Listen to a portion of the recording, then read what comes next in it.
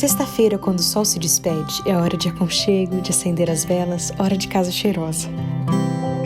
A penumbra da tarde de sexta é hora de comida boa, de risada, de família perto, de música bonita. É hora de cantar e de ouvir, de falar e calar. É o momento de lembrar de onde viemos e para onde vamos, de aquecer a alma com a presença do Eterno, que é o Senhor desse dia. É o nascer de um dia e no morrer de outro. É a lembrança, a herança e a aliança que nunca morre. O sol baixando é o sinal, o momento de parar, respirar e viver as próximas 24 horas em completo estado de entrega, com o peito aberto para amar e os ouvidos prontos para ouvir. Esse é o sábado e ele começa no pôr do sol.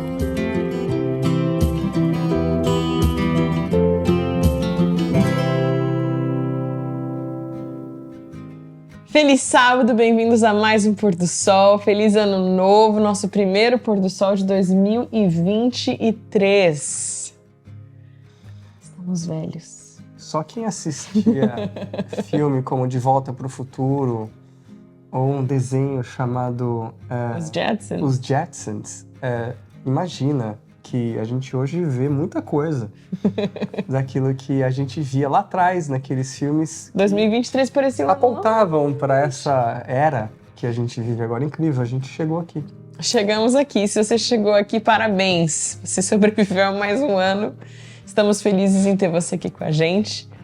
E eu espero que a gente tenha a sua companhia aí durante o ano inteiro. Então, pra gente já começar o ano certo, vamos fazer o quê? Se inscrever no canal, ativar o sininho para você não perder nenhum programa e toda sexta-feira às 18 horas estar aqui com a gente sem falta para conversar sobre assuntos espirituais, parar as atividades da semana e receber o sábado com tranquilidade, com o coração preparado para as bênçãos que estão reservadas para esse dia. Se você não sabe o que é o sábado, do que a gente está falando, a gente tem uma série inteira aqui no Pôr do Sol explicando o que é o sábado, por que a gente começa a guardar o sábado no pôr do sol de sexta-feira e etc, etc. A gente vai deixar o card aqui para você, para o primeiro programa da série do sábado, e aí tem vários programas, você pode... Nós ainda a gente era novinho, né? Não tinha nem Olivia nessa época. 2 anos atrás. A gente era novinho. Enfim, você está convidado a maratonar a série do sábado e muitas outras. A gente tem séries sobre as bem-aventuranças, séries sobre os heróis da fé. Enfim, eu nem lembro mais. Já foi muita série. Foi muita série. Gênesis, etc. Gênesis, Daniel, Salmos.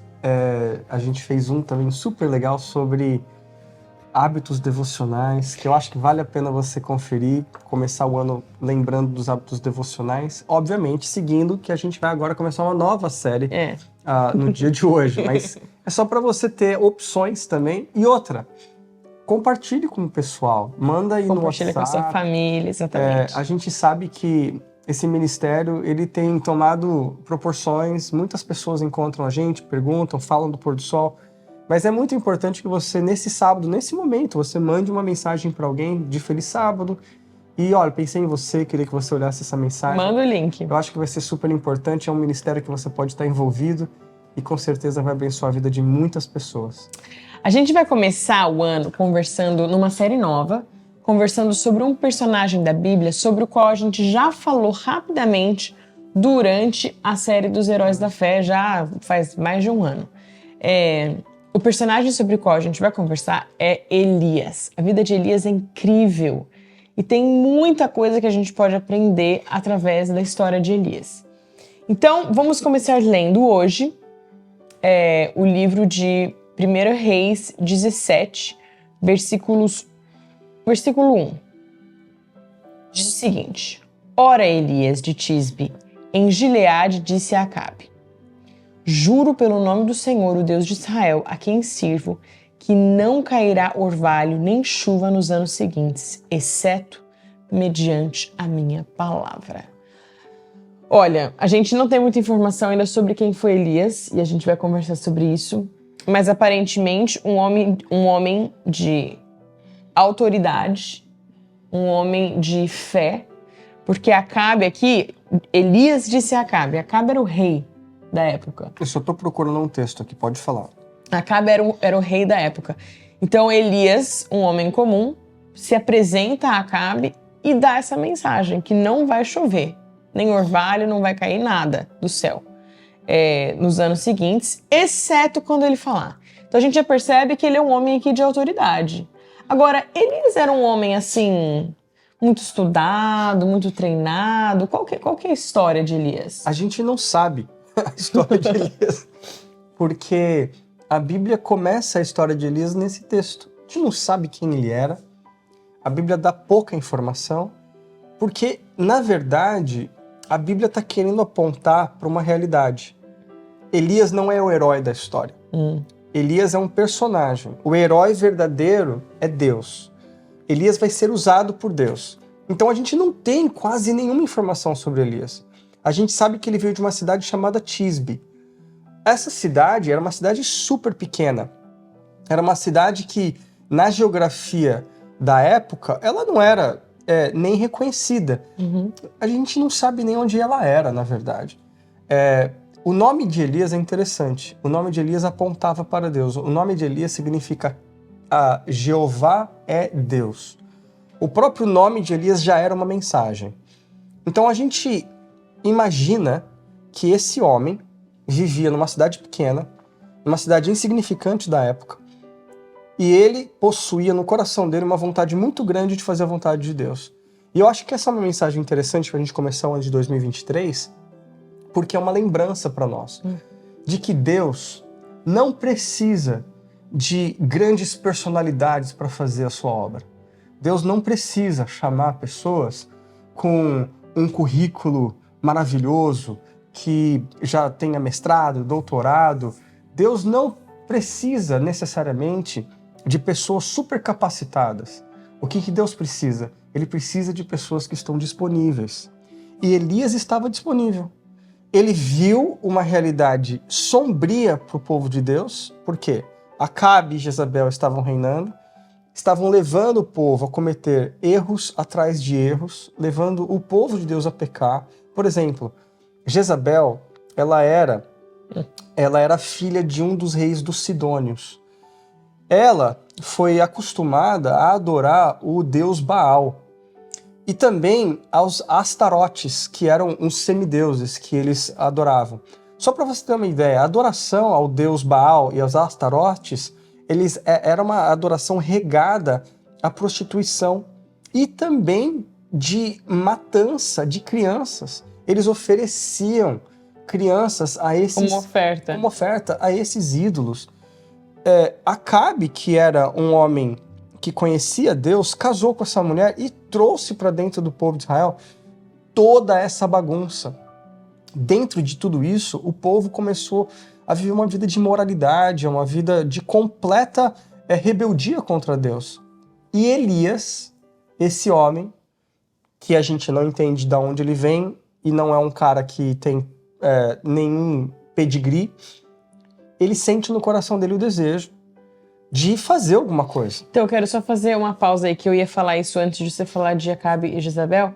Que eu tava pensando nisso essa semana, inclusive, que muitas vezes a gente passa, né, pela vida, pela semana, correria, e a gente acaba não pedindo isso pra Deus, né? Senhor, eu quero que o Senhor me use hoje. Eu quero o batismo do Espírito Santo hoje.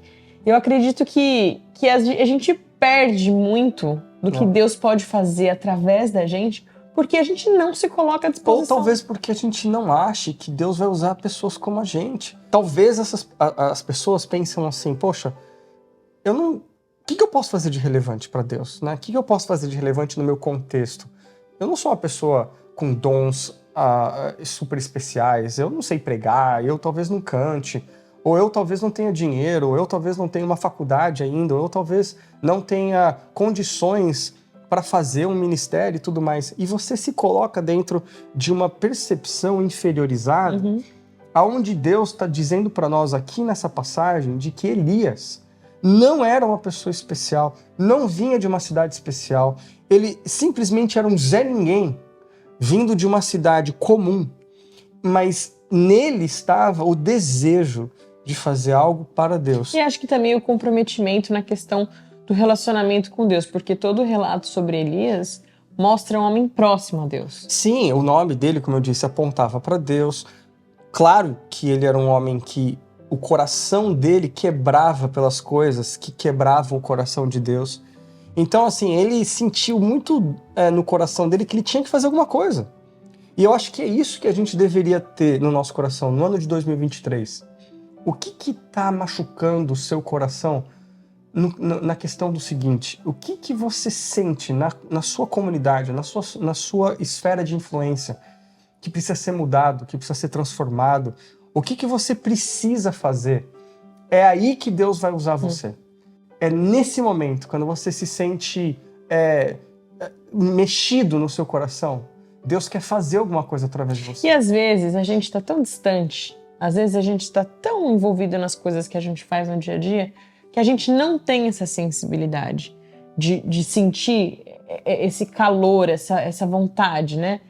E eu acho que parte da oração pode ser: Senhor, amolece o meu coração, para que eu tenha sensibilidade para as tuas coisas, para a tua obra, para o que precisa ser feito, porque o mundo tem tanta distração que às vezes a gente acaba perdendo essa noção. Eu acho que é aí que a gente deveria terminar agora. Essa é a oração que a gente gostaria que você fizesse no começo de 2023. Senhor, quebre o meu coração pelas coisas que quebram o seu coração. Que você possa, no ano de 2023, pedir a Deus que você seja uma pessoa de influência, no seu lugar de influência, para que você possa fazer alguma coisa, porque você sabe que esse mundo precisa de Deus. Porque as pessoas sem Deus, elas estão vivendo uma vida solitária, triste. E Deus tem uma mensagem para entregar a essas pessoas. E você foi escolhido por Deus.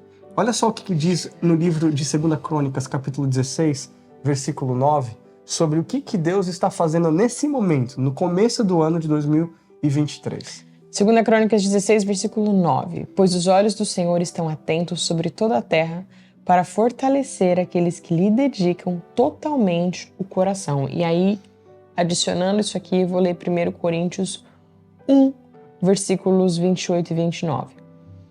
Ele escolheu o que para o mundo é insignificante, desprezado, e o que nada é, para reduzir a nada o que é, a fim de que ninguém se vanglorie diante dele. Fantástico. Os olhos do Senhor estão buscando por toda a terra pessoas comuns, como você, como eu, como a Laura, para fazer o extraordinário. Por quê? Porque através de pessoas comuns, que se dedicam e entregam o coração a Deus, Ele pode fazer o extraordinário. Você se sente comum? Você se sente pequeno? Deus pode fazer incríveis coisas através de você. O ano de 2023 pode ser o ano que Deus vai usar você para grandes coisas. Deus tem prazer em usar pessoas comuns, que se você quiser, esse pode ser o seu momento. No ano de 2023, a gente tem a chance de ter essa sensação de novo começo, né? Eu sei que, na verdade, o calendário meio que ajuda a gente a ter essa sensação, porque a vida simplesmente está continuando, mas a virada do ano dá essa sensação pra gente. Eu acho que um bom objetivo para esse começo de ano é realmente a gente entregar a sensibilidade do nosso coração para Deus, para que Ele transforme nosso coração de pedra e duro e tão egoísta e tão envolto nas coisas que só dizem respeito a gente, aos nossos interesses egoístas, a transformar isso em algo sensível para ouvir a voz de Deus, para perceber onde há necessidade. E enfim, e assim ser um obreiro eficiente nas mãos de Deus. E a história de Elias, ela é muito inspiradora nesse sentido, porque as coisas que Elias fez e, por fim, o final da vida de Elias é uma coisa muito fantástica, pela proximidade que ele andou com Jesus, com Deus. E não foi um mar de rosas, a gente vai chegar lá, a gente vai conversar sobre os altos e baixos da vida de Elias. Ele não foi um homem que viveu no topo da alegria, do contentamento o tempo inteiro. E isso se aplica a gente, mas que a gente tenha esse desejo de entregar o nosso coração e estar sensível à voz de Deus nesse novo ano. Vamos orar? Senhor Deus, obrigado, porque Nesse início de ano, o Senhor está nos chamando. Pessoas comuns, em lugares comuns, para fazer coisas extraordinárias. O Senhor tem prazer em usar pessoas como nós. Eu quero te pedir que o teu Santo Espírito possa abençoar as pessoas que estão ouvindo, que estão agora, nesse momento, tomando uma decisão de fazer algo diferente nesse ano. Que o Senhor possa derramar o teu poder sobre elas e que esse seja um ano muito diferente, um ano muito especial para cada um deles, em nome de Jesus. Amém. Amém. Feliz sábado. Feliz sábado.